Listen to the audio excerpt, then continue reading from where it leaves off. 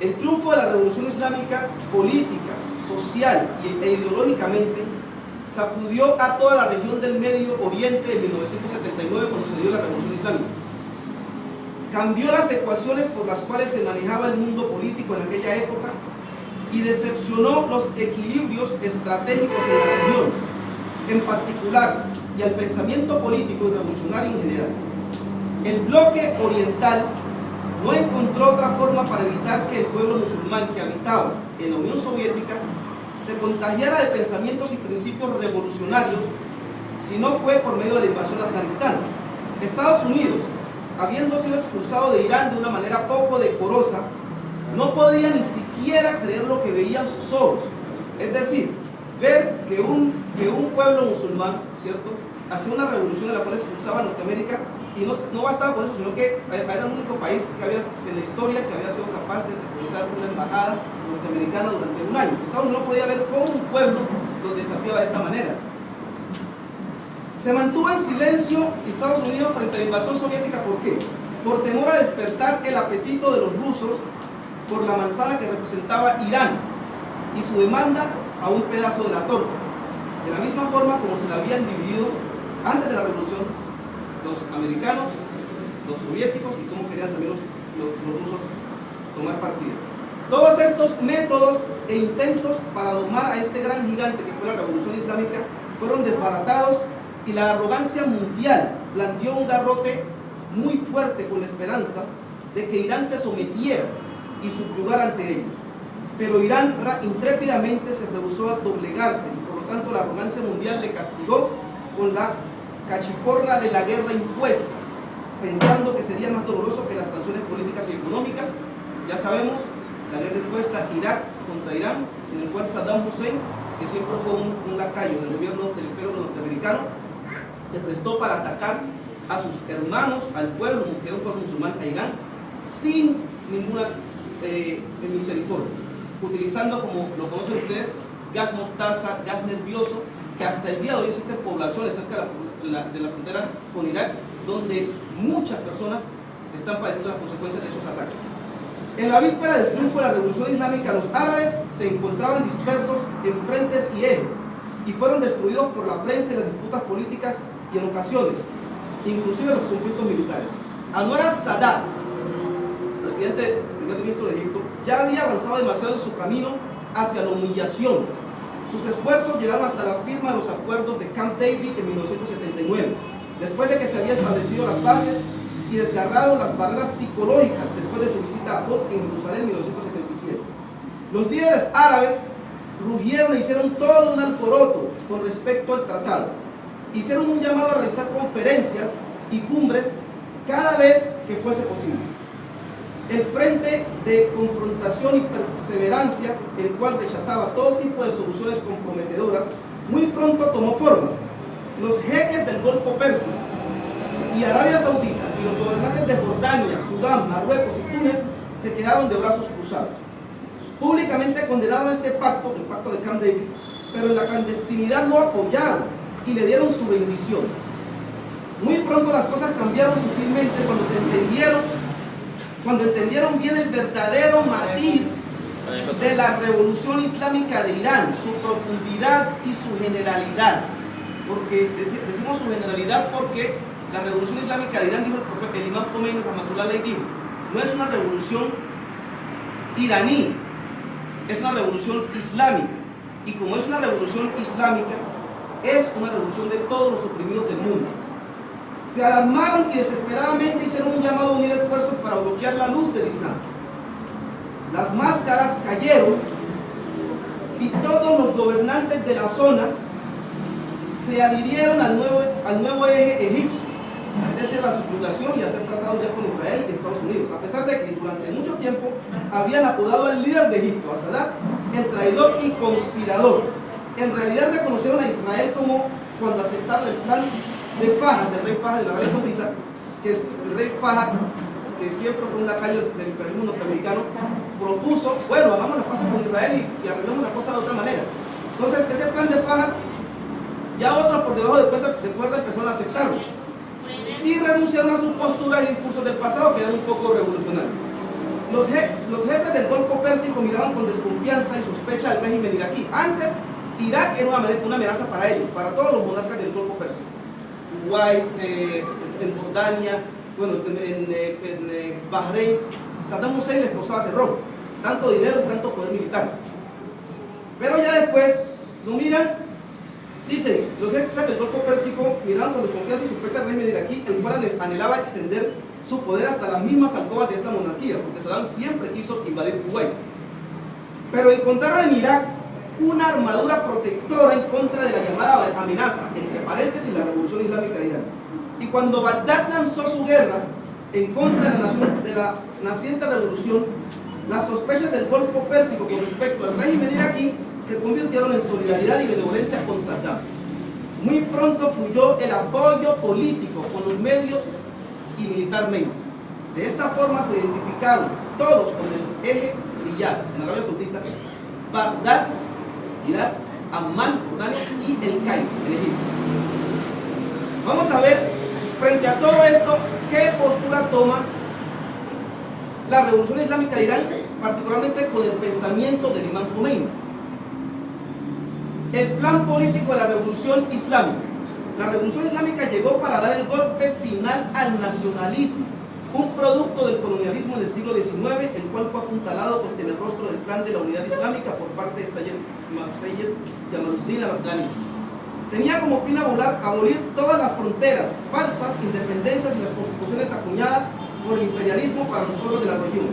Fue así como la lógica política del Islam se enfrentó al plan nacionalista, el cual había aplastado a los pueblos durante décadas. La defensa que hicieron los pueblos musulmanes de los pensamientos y principios de la revolución islámica alarmó a los dirigentes de la región. Fue después de esto que los estados de la región comenzaron a ser testigos de levantamientos y resistencias populares, algunas de las cuales tendieron a ser inclusive militares. Obligaron a las autoridades a adoptar algunas medidas y precauciones en un intento por evitar una escalada de tensiones. Posteriormente llegaron las alianzas y los alineamientos regionales e internacionales para detener las nuevas militancias. Entre ellos se encontraba el Cartel Árabe y el Consejo de Cooperación del Golfo. La visión política, esto es importante, vamos a ver 3 puntos de los cuales habló el imán Khomeini con respecto al tema de Palestina.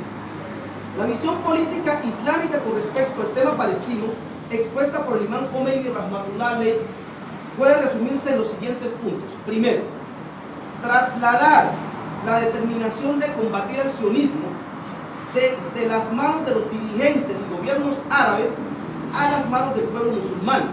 ¿Por qué? Porque hasta la fecha todos los dirigentes árabes y gobiernos árabes habían sido unos traidores que decían muchas cosas, pero por debajo de la mesa se daban la mano con el sionismo internacional y con el Estado de Israel. El imán Khomeini a cada momento exhortaba a estos pueblos a desempeñar un rol en la arena política y tomar parte en la decisión de combatir en contra del enemigo. El imán Khomeini señalaba con precisión las consecuencias y resultados funestos que habían cuando se confiaba en estos gobernantes y sus políticas. Decía que estos habían sido colocados en el poder por embajadas y servicios de inteligencia por medio de golpes de Estado o habían sido criados para ser agentes del imperialismo y del pensamiento colonialista. No harían nada más que lamer las suelas de los zapatos de sus amos. El imán Khomeini dijo: nunca nos sentaremos a esperar que nuestros gobiernos hagan lo que nosotros anhelamos hacer. Nuestros gobiernos piensan solamente en ellos mismos y los gobiernos de esta época no tienen nada que ver con el Islam. El imán también decía: el problema fundamental de los musulmanes está en los dirigentes que los gobiernan, y estos gobiernos han llevado a los musulmanes hacia esta difícil situación debido a su servilismo a los poderes de Oriente y Occidente. Con respecto a la misión que tiene el pueblo, digo, son solamente los pueblos los cuales pueden solucionar sus problemas. Segundo punto. Primero, decía el imán Khomeini, recordamos, no dejar la solución de ese problema tan importante en manos de los gobiernos, porque los gobiernos eran traidores, sino que los pueblos participaran y tomaran iniciativas. El segundo punto fue: todas las soluciones y planes que implícitamente reconocen a Israel fueron rechazadas por el imán Khomeini. El imán Khomeini nunca aceptó un tratado, una conferencia, una cumbre, una reunión en la cual se reconociera a Irán, a Israel como Estado.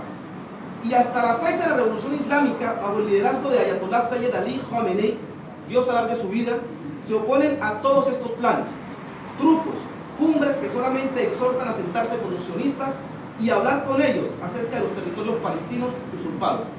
El imán Khomeini rechazó el plan Fahd y los acuerdos de Camp David, etcétera, todos los pases de acuerdo que implicaban el reconocimiento de Israel. El imán Khomeini rechazó.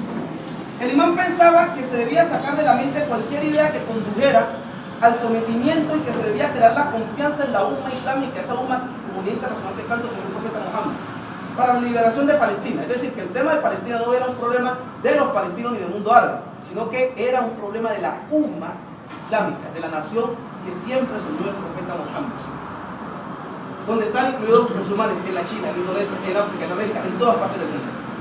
Sobre este punto dijo, debemos erradicar esas ideas que se nos han implantado en nuestras mentes, que es imposible enfrentar a las superpotencias.